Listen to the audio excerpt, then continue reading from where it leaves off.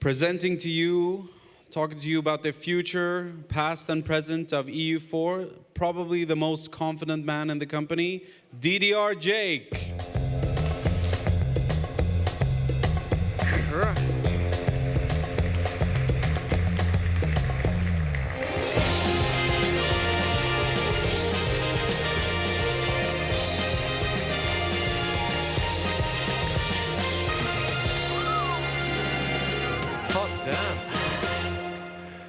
There's a lot of people here. You do realize that the Kaiserreich talk is elsewhere, right? I wasn't expecting this. Hot damn, it's been quite the PDXCON this year. I don't know about you guys, but it's been going on quite some time. I'm pretty pooped, but we still have the energy for my show, right? We can get on with this. I'm here to talk about the past, present, and future of EU4. Of course, I am Jake Leiper, also known as DDR Jake, the director for EU4. And I'm a pretty lazy guy, so let's just have this thing do some talking for us.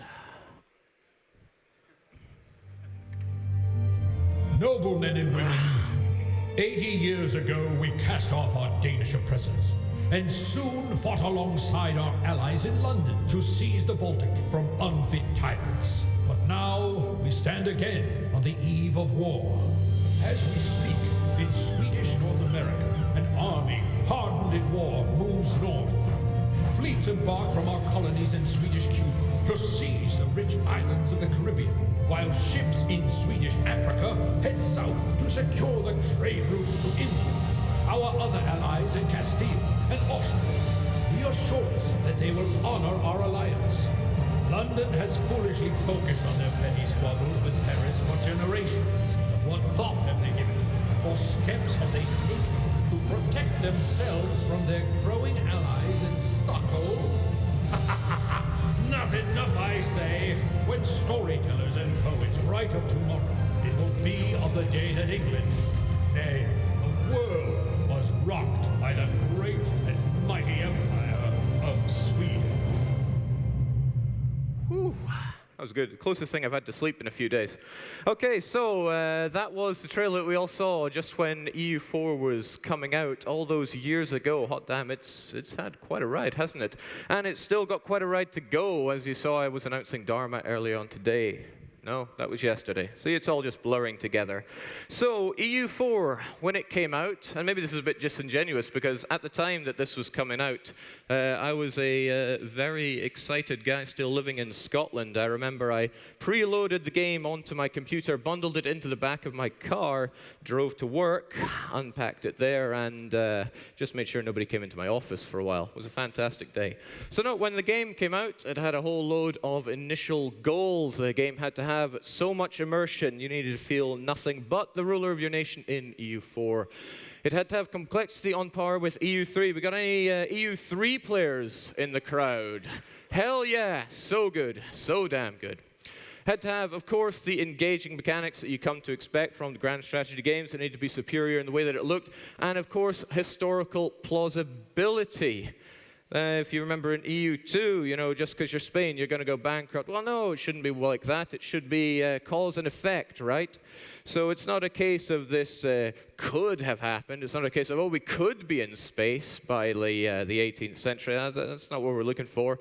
It's not that it should be this way, but it would have happened. What would happen if England were to utterly trounce France and become a real power player in the mainland of Europe? So those are the goals, but I mean, how did we do? That is the question. That's a hell of a question. I heard the laughing out there.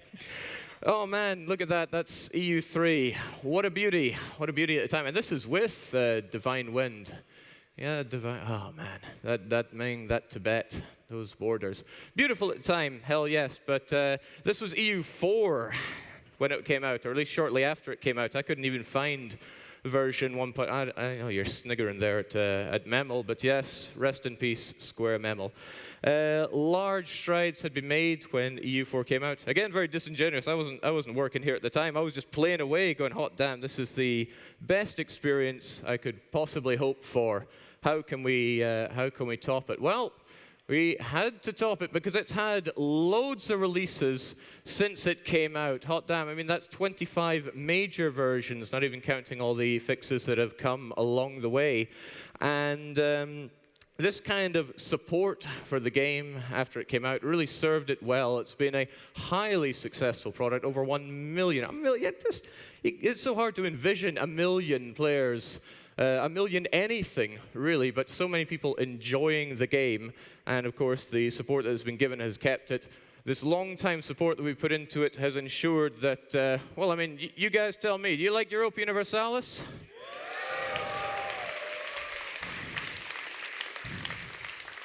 I think they like it. That's pretty good. And of course, it's not just putting out these expansions. Of course, we do that. That's part of our model. Keep it. You know, we're here to make money, right? We make money by putting out the expansions. But of course, we must always have the free updates coming alongside, and we're always revamping that map, adding the new nations, new ideas, new missions, the whole shebang. And that has just all led to a game that. It's just built upon the foundation so well. And I assume that's why we have people coming along here that still want to see me stagger around in my sleep-deprived mumbles. Okay, so along the way, there have been things that did not go right. And I think it's important for us to put our hands up. Well, it's good for me, because I can put my hands up and say, yeah, I wasn't involved in some of these, but, you know, what are we going to do? The start at any date. This has been covered before, but I'm going to go over it again, because why the hell not? It's good to tread over the things that didn't go quite as so well. So, like, this starting at any date has actually led to there being really a lot of extra work that we have to do to keep the support going for something that, and we get the numbers on this, like very few people actually go for the start dates outside of 1444. And yeah, our content team sometimes go, when they see the amount of things they have to keep updated with that. So we do think that putting a lot more, see, all the work we put into supporting these other dates would make for a much more refined start date. So, and probably not everyone would agree with that. I know there's a lot of fun to be had in going through the different dates that there are, but it has caused a lot of extra work for us. The old historical events. So we had this fun idea early on that you know, we'll have these very special events in certain circumstances that'll trigger for countries. And what ended up happening, people launch EU4 and they go, oh man, I played this game and there was like no events. It's like, okay, because you didn't fulfill these super niche requirements for them to happen. So we have this new, well, I say new, but it's the philosophy we have now that when we put in events, we actually want you to be able to see and enjoy the content that we put in. So we make sure that they're in such a way that, you know, if you play France, you really are going to see a whole load of the French content that we put in. You don't have to stumble upon them as if there's some kind of Easter egg hidden there. Easter eggs are important, but it shouldn't be the way you make all your stuff. A lack of focus early on, so if you bought some of the old expansions and seen some of the old updates that we did, it was kind of like, well, I would say everything in the kitchen sink has been the approach for some of the early development for the game. I like to think we've gotten a lot better at that. We do the whole update idea. This is the Prussia update. This is the Denmark update. This is the no, I can't say that yet. But you know, having them more focused that way. Estates. Man, if you were here listening to me yesterday, I think some people might actually listen to me when I talk. I might have mentioned estates. They never really integrated all that well with the base features in the game, and well, there's more I could say about them, but let's just tantalizingly leave them there with the asterisks next to them. And the random new world. Yeah, I think it looks great right now, but it took 2 whole stabs at it to really get it right, so I'm still going to put it down as something that didn't go quite so right. So that's a bit of the past. It's led it up to here, but we live in the present, right? So let's have a look at that. Today, of course, we continue to make stuff for EU4. Of course, you guys, you keep enjoying it. You keep playing it. More people are playing it now than ever before. That's so obscene. You know, the game came out 5 years ago, and you know there's more people playing it, significantly more than on release. This is like the reverse trend that most games see. And, well, this is just fantastic, of course. Greatest game around, so figures people will keep playing it. And as people will play it, we will, of course, continue to support it. So if you ever think that, oh, you know, EU4 is about to stop, no, far from it. So the expansions will continue as long as we keep having these ideas for them, and that's a big drive. You know, it's not like we have this authoritarian checklist of things that we must do. No, we make really what we want to do. It's a big thing we do in the company. We make games that we want to play, and that boils down to our expansions as well. You know, it's not that India was picked for some arbitrary reason. It's no like we wanted India to feel more fleshed out, more alive. We haven't really visited it since Art of War, and there's a reason right there. We wanted to. We want, and so we do. Updates, always gotta have them. Now. I love you for buying the expansions. Thanks, great. You helped me sleep at night with that. But even if you don't, I insist that we must keep the support for everyone for the game. You're always going to get your map updates. You're always going to have national ideas added, some extra missions, the whole shebang. We've got to keep that free content flowing for you. It's such an important part of our model here. And yeah, a big part of that is, of course, going with our Titan theme, the Denmark, the Prussia, the Japan. Good luck if you guess the next ones. So immersion packs, that's been an interesting one, hasn't it? So we started putting in some, man, I'm just going to walk around in circles here till I fall asleep. Let me try and stay stationary for a bit. So immersion packs. We introduced this new type of DLC with Third Rome. How many people here got Third Rome? It was great, wasn't it? It was fantastic. No, the truth is it had some mixed response to it. We put a lot of thought into dealing with the reception there.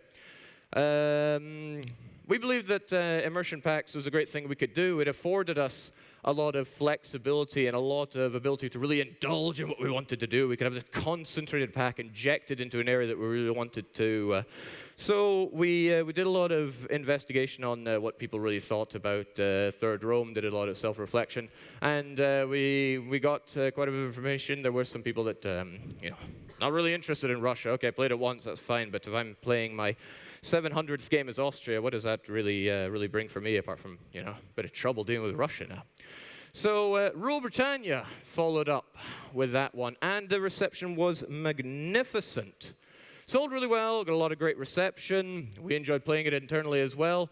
And as you can see here, if you've been to see Stacey's talk, she talked a whole lot about statistics, and we had some as well. That's an incredible spike of people playing as England and or Great Britain during the time after release. And yeah, like I said, reception on it, fantastic. New mission system also proved pretty popular. Of course, whenever you do anything, you'll get feedback on both sides. But in this case, the feedback was, give us more. I want more. I want more missions, really everywhere. So yeah, sure, why not? Next immersion pack will be, yeah, where will it be? I'm not about to spoil that right now, but I'm telling you the immersion pack. We will have more of them, and we keep our ear to the ground. So if we think we know where the hunger is for more of these, we'll be serving it up. Okay, that's where we are in the present, but I imagine a lot of people came here to find out what we're going to be doing in the future. So with Rule Britannia going so well, we will of course be doing more of them, and we'll of course also be doing the big meaty expansions. Dharma, if you missed the memo, is going to be a full-on big old expansion. It's going to be loads of mechanics, loads and loads of mechanics. In fact, I'm going to be spoiling quite a bit of how they work here and now, because why not? I imagine that's what you came for, and if it's not, well, fool's on me. And it's, of course, sticking to our core. We want immersion. We want mechanics. We don't want history to railroad what we do, but we want our mechanics to feel very fitting for the era, of course. And we are not afraid to make changes to the core systems, and that is very important for what we're going to do here, of course, because governments, which have remained pretty largely unchanged since EU3, we decided to actually just take them and just set fire to them, and we're bringing out the government reforms. This is going to be how you make your own flavor of government. You're going to be a monarchy, a republic, a theocracy, or a tribal nation, and through these reforms, you're going to shape exactly what it's going to do. If you want access to your Prussian militarization, you can get your access to the the militarization reform. If you are nomadic, but you don't want to go for those filthy settled ways, you can go full-on tribal when you pass the correct reforms there. If you want a bit more flexibility, you know, you're done with being a monarchy, you want to be a republic, absolutely, you can go with that with your final reforms and switch. You know, we want a lot more flexibility, a lot more agency, a lot of more enjoyment with what you do with your governments. And hey, we're not done with that. We're doing estates. Finally, estates. We are making the whole damn system free. and we are going to really tear into it in 1.26 with the Mughal update, and of course Dharma. We're going to have special kinds of estates in India. The subcontinent are going to have their own kind of cased estates. They have unique demands. They have unique things that they can do for you, making some quality of life improvements here. They're no longer to demand minimum territory. They're not going to nag you when you finish your conquest. You're like, oh yes, I've just conquered Bahmanis, and they go, no, actually, please give me roughly 7.2% of your development, and then we're happy. You don't have that homework to carry with you. You invest into the system, you will reap the rewards. If you want to flip them all off, then flip them all off. We're not going to punish you on that one. Well, maybe they will, but that's their problem. And we're not done yet, of course. Policy is another thing that's been around for quite some time. Never truly happy with how it worked. A lot of people didn't want to engage with it. The cost was too high. Yes, it was too high. I see, yeah, great. And people didn't want to get involved in that. And it became a bit of this ridiculous meta where, you know, even if you're Portugal and you want to focus on your trading, you're going to take 5 military policies because that's the only way to fend people off. No, we've got a whole new system for it here and a new sexy design as well. You're going to have different types of policies, and you can have up to 3 of each of them. And I am the happy candy man who can, of course, be trusted. And I say your first taste is free. Oh, no. Your first taste will be free. And of course, we're going to accompany that with a rebalancing of things. I want 50% transport ship power to survive, but maybe we can just buff it up 500%. But this is what I'm talking about. Even though the game is 5 years old and counting, we're not afraid to dig into it, grab those mechanics, and go, this doesn't quite work the way that we're intending it to, or we think we can do better, or it's not up to the standards that we hold ourselves to these days. We're not afraid to go in and change all that, and that will be seen very heavily in Dharma. It's going to be fantastic in the subcontinent. There's going to be so much flavor, so much immersion, loads of missions and new ideas, and 100+ provinces and dozens of nations. In fact, our content designer, Trin Tregulea of Tregulea fame from the Dev Clash, India's his thing, and he's poured so much love into it, and you are really going to feel that. And even if you are not planning your game in India, and why wouldn't you? It's got these mechanics that are going to work for the whole world. So even for your 7,000th and first game as Austria, you're going to find a whole slew of new things to get engaged with and do. And I don't know, man, why do I not have a slide here? But we're going to have some big-ass elephants. If you're playing in the subcontinent, you're going to be able to trample dissidents with your massive-ass elephants. I really missed a trick by not having it there. Yes, we will have elephants. Okay, what else is going on in the future? It's not just the development of the game. Of course, we're going to do Dharma, and then we're going to do after it. Also, like events, you know, PDXCON, of course, is where we show off all this stuff, but there's more to it than that. And now I'm finally going to take a break from talking and let this thing do some more. In fact, I'm just going to take another nap here.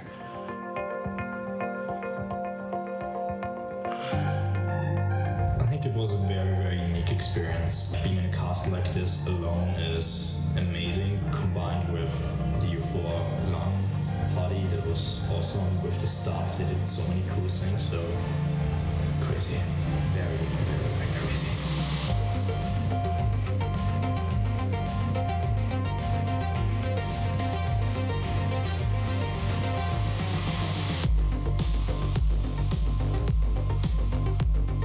This is absolutely my highlight for the year. This is the greatest EU4 multiplayer experience I've ever seen, and it's just beyond incredible. I've never seen anything like it. Amazing. It was really cool, especially to be able to like walk around the rooms and talk to people personally and make deals that you otherwise can't in the game. All of the espionage, all of the diplomacy going on, you know, these are real people running back and forth, throwing their chairs away when something unexpected happened. Europa Universalis is played with other people. It doesn't matter how much time they put into it, it's not going to be the same. Here, people tried to bullshit at some point, but they had to deal with consequences because they were not this. They had a face. People could go to them and say like, you just backstab me in the face. The difference of like playing against people you cannot see to running through the castle, saying, guys, are you with us? You come back and realize they lied in your face, or you and they are more likely. I have learned that Bavarians cannot under any circumstance be trusted. Most favorite moment. It was pitting the Europeans against each other. and offering them money and funding both sides of each war. Unique, intense, and well, unforgettable. Yeah, that's it. You gotta see it to believe it. All right, I want to welcome on stage the platypus from the east. Hi, guys. Platypus from the east. Yeah, we're going with that one. we discussed it like 5 seconds before we came on stage. So what was that? What did I just show them? So that's our event. Normally, like in our everyday work, we do all sorts of events on Polish castles. And while getting ready for one of these events, we happened to be playing EU4 on the castle, and we thought, why don't we just make a big LAN party at a Polish castle and have like actual diplomacy going on and people running back and forth and writing parchments with deals and so on. And so we tried it, and it worked out pretty well. Yeah, I think so. The idea of it. Yeah, no, indeed. I was there last time as well, and it was just fantastic. It was, as I said there, the greatest multiplayer Europa that I've ever had, and so you're going to be doing it again? Yeah, we're going to be doing it again. Bigger castle. Yeah, exactly. Now my turn. So the idea is very simple. We take a castle, a big one, a real one, and we put more than 100 people there, and we ask them politely to play EU4 for 4 days, and it works. So you play a whole campaign from the very beginning as a teams. So there are 3 persons in each team, which just rule the one country for whole campaign. If you die, you just pick another country. You ask why, like 3 persons. Besides that we play every day, like 10, 12 hours, so sometimes you need to rest. We focus on diplomacy outside the screens. So if you want to make agreement, you need to talk with people face to face. And then you can sign an agreement and pin it on the wall. If you betray someone, then there are real consequences of that. Bavaria, oh my. We also got things planned, like if you happen to be crowned as the Holy Roman Emperor in the game, you will also be crowned as the Holy Roman Emperor in real life with a coronation, and other sorts of fun things like that. So a little bit of role play in that. So you live in the real castle, you eat there, you play there, and you meet Paradox as well. So it's kind of epic. Yeah, no, I gotta say, being in the real castle added to the experience immensely last time, kind of rolling out of bed, going down the great staircase. It's like, okay, what kind of deals are we going to forge today? How will we get those Europeans to slaughter each other on our Persian blood money? No kidding, it was the greatest EU4 experience playing multiplayer that I have ever had. And, you know, whilst professionally I am here to make sure that you get this game, my ego says that I want you all to enjoy this game more than anything else. I want you to come away going, you know, I've played a lot of games this year, but this is the gaming moment for me. And for me, previously, that was here at the, well, that was there at your LAN party, and I want you guys to enjoy that as well. All right, thanks for coming on stage. I want to keep you here because there might be some people coming up with questions for us. I'm going to get the ball rolling on the questions because I decided to pick some from, well, I posted online on our forums and on our Reddit because whilst it's fantastic having you guys here, I do appreciate that there are people watching at home. I believe we are streamed here now, so sorry you couldn't be here, but I try to answer some of your questions. So we have some coming in. And whilst I was free to just cherry pick whichever ones I wanted, I decided to take the broad range of fairly popular ones. So let's start us off with, who's that? Vegas4, Apadisha, apparently, is asking if bigger empires, should they deal with internal issues more frequently? I'm going to give a largely unsatisfactory answer to this, where I feel that the question here is like, shouldn't other people's bigger empires deal with internal issues more frequently? We've had it in the past where people really don't like being punished for success. It's something that I would certainly like, and we are tackling it in another way most likely in Dharma, in the Google update actually. But it's a fine line to tread, because as I say, if you do really well in the game, you know, if you start as Ulm and conquer over 200 development pretty quickly in, say, maybe half an hour, then, you know, you kind of want to feel rewarded. You don't want to feel too slapped down for it. So yeah, like I said, probably a pretty unsatisfactory answer there, but that's what I've got for you. When will you guys remove/rework the notorious Dutch Revolt event chain? This comes in from, and I need a refund on my eye surgery here. This comes in from Anastasius H. Okay, yes. Now, next ones we have are... Okay, what do we have coming in? It's covered on both sides. Okay, we have Martinios. It says, is rebalancing institutions on your to-do list? Okay, so we introduced institutions, a lot of love put into it, and frankly, I think it worked out really well. No longer having to go through the horrible westernization. It feels, I think it does feel quite a lot better for the game flow, but yes, it has... a lot of what people are getting at here is that, you know, institutions make it feel like where you are in the world, you end up on a pretty even playing field. Yes, we have some plans to do some rebalancing in a nutshell. So another yes, we'll go with that. Oh man, why did I put so much text on here? All right, Skade Freak, what do you think of the potential for strategy games as a form of education? No, let's actually read it. I know I've learned an enormous amount about history just by playing Paradox games and reading Wikipedia when there's something I don't understand. Just inform your design processes all, or is it a happy accident? Okay, I like this story because it kind of answers itself. Although then again, like history education from Paradox games feels like it could be a talk on its own. Yes, I feel like we have a moral obligation to portray the world in a meaningfully accurate way here. But we're not here to slam a textbook over your face and say, this is the required reading for you to understand my economics or my foreign policy. No, I like to think we're here to inspire you to go on. And I know there's so many stories of people that just picked up a nation at random and then they become so engaged and immersed in their gameplay that they go on to research and go on to learn so much, and they become very well versed in it.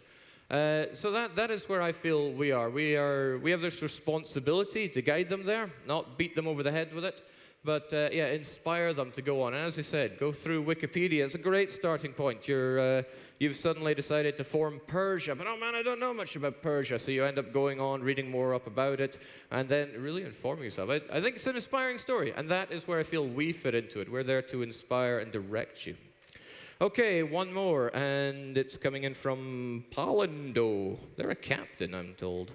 I would like to ask whether you'll stick with the current cycle, immersion pack expansion, free patch repeat for the near future. It's a double whammy? Yeah, okay, well, we'll tackle this one first. I wouldn't say that we have a set in stone thing, that it is immersion pack expansion, free patch repeat. I think we've had that cycle now for one, maybe two. That's just how it has been for the past. We always stop and kind of recalibrate and decide what is best for us, what's best for you, what's best for the company. There's so much that goes into it. It's not a case of we have this 10 commandments that say, you know, this is the structure it must follow. We will follow the structure that is best for you, best for us, and best for the game. But this was a two-parter, so what do we have? Are there any regions you would like to focus on in the patches and deals? Before ROM, probably Rights of Man, Johan told us that India, East Asia, and the Middle East are high on your... Thanks, Johan. High on our priority list. Guess what? All three ended up as full expansions after Rights of Man. So what, can I say like Finland and Novgorod and Ragusa? No, those aren't going to happen. I'm not about to spill the beans, but I will say we've had what you've probably noticed is a coordinated effort to bring the rest of the world up to the standard that we now have. Art of War was a fantastic expansion. God, it was so good. Brought so much to the world. But that was a long time ago. And our standards have been going up and up. I'm talking about the map work here, of course. And I feel that we have systematically gone through a lot of the areas and brought them up to scratch. So maybe what I'm saying is, since we've done quite a bit of the rest of the world, maybe there'll be somewhere else that we'll be going to touch up. Is that vague enough? Well, I don't see my marketing manager coming to chop my legs off for saying that, so we'll go with that. What do we have after this? I can't remember what I put together. Okay, that's a bit misleading. What I want actually is questions from the audience, because we still have quite a bit of time. Not just questions for myself, but if you have a question about our LAN castle going on, I say ours, but hey, it's you guys. It's you guys that flow there. If you have questions for either of us, then by all means. Yeah, I just realized that we never actually said the name of our company. That would be good. Plug it all you want. It's Chobak Lab Studios, and the reason why he said platypus of the East is because it means platypus in Polish. They probably wouldn't have gotten that. What's in a name? Okay, questions, bring them on. Tell me who you are, and tell me why you're here. I'm here because I like EU4, and my name is Michael. Michael, thanks for liking EU4. It's a pleasure. But you have a question for me, so give it to me. I do. I'm one of the EU3 players that used a mod called Sacromanum Imperium, which added a lot of mechanics to the HRE. What I'm wondering is, are there any plans of readjusting the mechanics in the HRE in any way?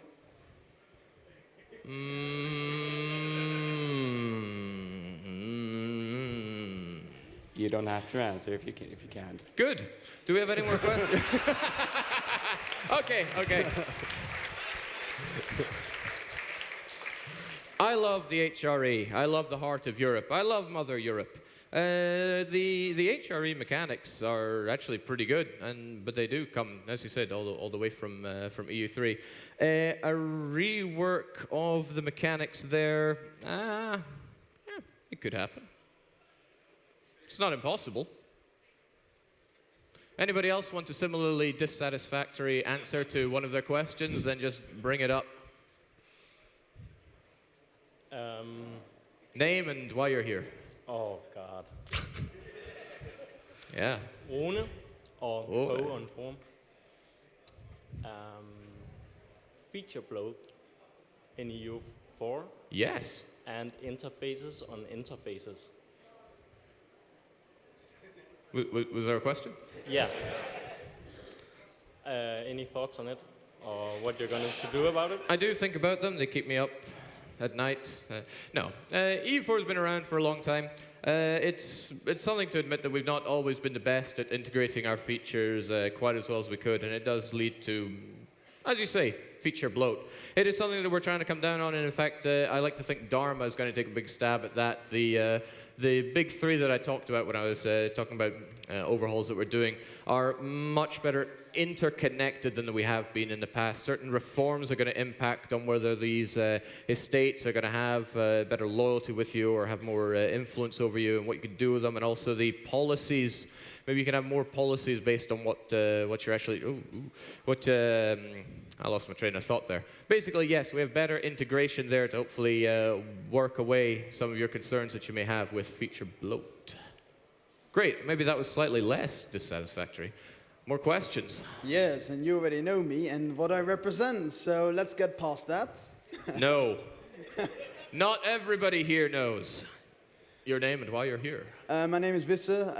I'm here to represent the Dutch. Oh. Was that the question? Because I already have an answer for it. Okay, go on. For update Dharma, you say it's going to rework entire India. How is that going to affect the Indian trade charter? Ooh. Wasn't planning on having features squeezed out of me here, but why the hell not? Okay, so I'm playing as Portugal for the 1500th time. I'm just that guy that only plays Austria and Portugal, and I'm approaching India. I don't have any slides for this because, like I said, I didn't expect such a probing question there. But I'm on stage and I'll get carried away, and if my marketing manager wants to hack my legs off, well, we'll deal with that later. Yes, so the question was, what was the question? I got carried away there. What was the question again? Trade charters, yes. Okay, so you can't really say India without European exploitation by way of trade. So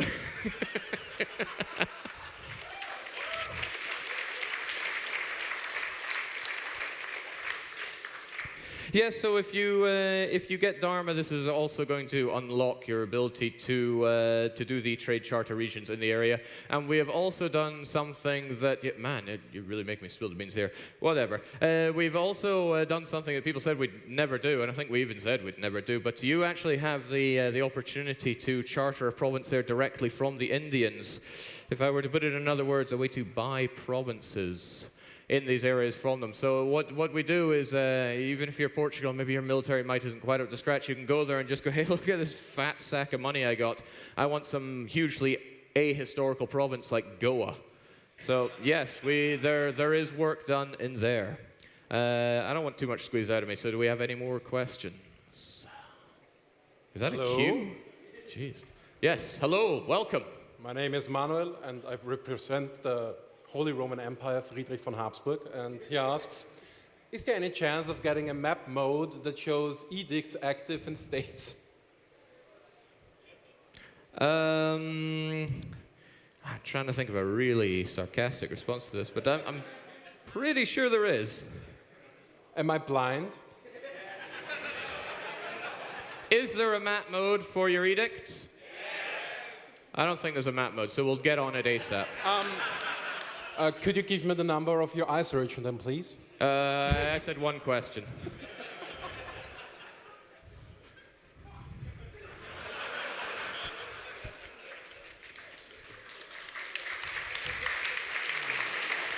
Sorry, I don't think it's legal to own people like that anymore. My name is Alex, and I'm here because I've loved the EU since the first one. And you've done a great job. It's a marvelous game. But what would make it a little easier for me if there were rules similar to CK2. Any chance of that happening? And real quickly, a specific rule that I would love.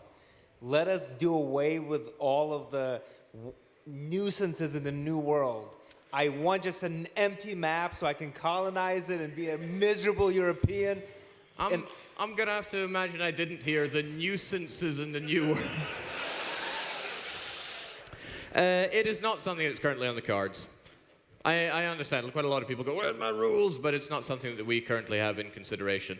Yeah, sometimes I just have to step on what you have to say. How are we doing time-wise? And also, these guys feel like they need some questions as well. If you have some questions for them, maybe you can skip the... I like how uncomfortable they're feeling. If you have questions for them, you can skip the queue. I'm fine, thank you. But let's keep it flowing.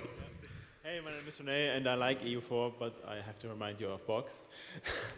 But my question is a different one. Can we get extension of the diplomatic macro builder so it works more like the interesting nations? Like, improve with this guy very specifically, like HRE electors or something like that? I like it, but that doesn't mean it's likely to happen anytime soon, I'm afraid. Hello. Hello. My name is Uncle Dad, and I have a question for you guys. So, I already bought the ticket, and how the process of country picking for players will be organized? Oh, very easy. Basically, a while after the game was sold out, I sent out a form for people where I asked them basically of all the countries in the world, which one would you like to play? And then they pick one of them and they get to play that country. But we have banned the biggest regional powers, like for example we've banned France and England and so on, so that everyone will pick the smaller countries around really big AI countries. So the first part of the game is usually the players, well, the one time we've done it, is the players organizing to take down these AI giants and then trying to take pieces out of them in a strategically, in a very Machiavellian way. But yeah, basically, it's you put down a country that you'd like to play, and I make sure that you get in a group that gets that country. Confirmed. Yeah. Hey, I'm Gianmarco. I just want to ask you a very quick question. Why Lothian got more dev than Pisa? How is that possible? What? Sorry? Lothian, the province in the north of Scotland. Why? Is that a question for has, you? Oh, it has is it me again? 24 dev. I mean, Pisa only got 19. Sorry, I was asleep in the head. What was happening there? I think this is a question for you. Oh, okay. Sorry, the question again, please. Why Lothian got more dev than Pisa? Lothian, the center of trade in Scotland, with 24 dev. No? Yeah. And cloth production. Actually, it's the best province in the world for development because it's also farmland with the center of trade, 24 dev. As it should be. I'm really not seeing the problem here.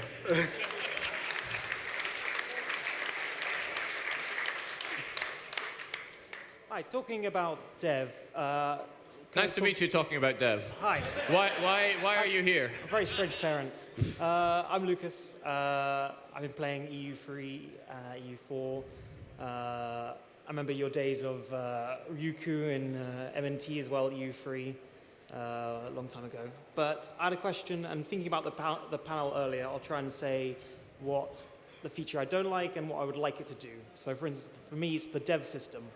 I don't like the system because I would like a system that actually reflects that you can invest in a country, you can build it up, and your actions itself increase dev. At the moment, you just need to press a button, and it doesn't you can be a very small country, a very big country. All you need to have is monarch points, which doesn't actually reflect your gameplay or what you do.